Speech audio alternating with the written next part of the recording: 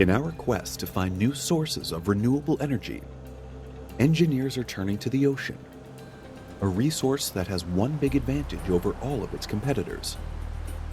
I think we can say that effectively the opportunity is unlimited. 70% of the world's surface is covered in oceans, and all oceans generate large waves, and there is power available on any coastline facing those. Wave power is accessible to everyone, and advocates say that it could provide energy for hundreds of thousands of homes. Richard Yem agrees.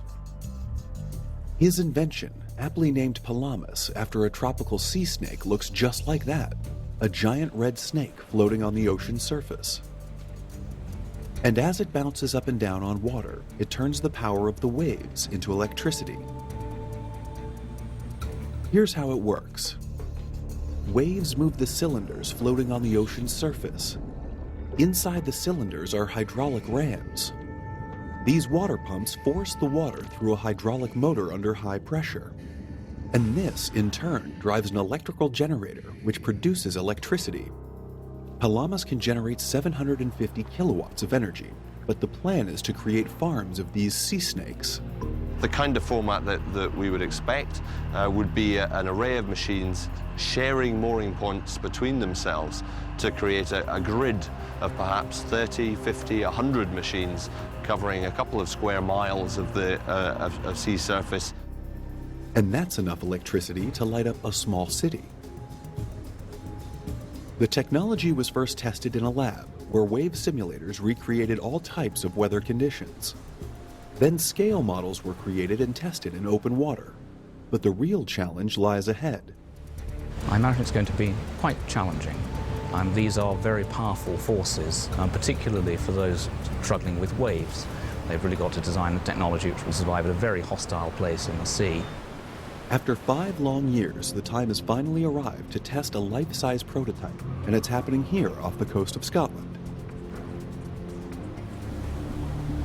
The Palamas is unique in that it combines features which are very survivable. It's long and thin, so when big waves come through, it's streamlined, presents the minimal area to these ocean monsters in storms. But it's that same long, thin form that in small waves is the optimum hydrodynamic shape for capturing power.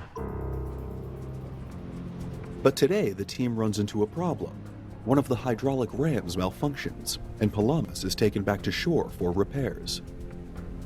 Well, I think survivability has been a critical issue for everyone in the marine environment. It's one of the biggest factors that we must address if we're going to create economic wave energy. And creating economic energy is key. Palamas already has its first commercial client in Portugal.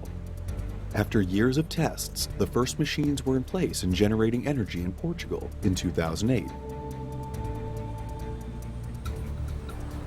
The potential of wave power is tremendous, accessible to all, and limitless in supply.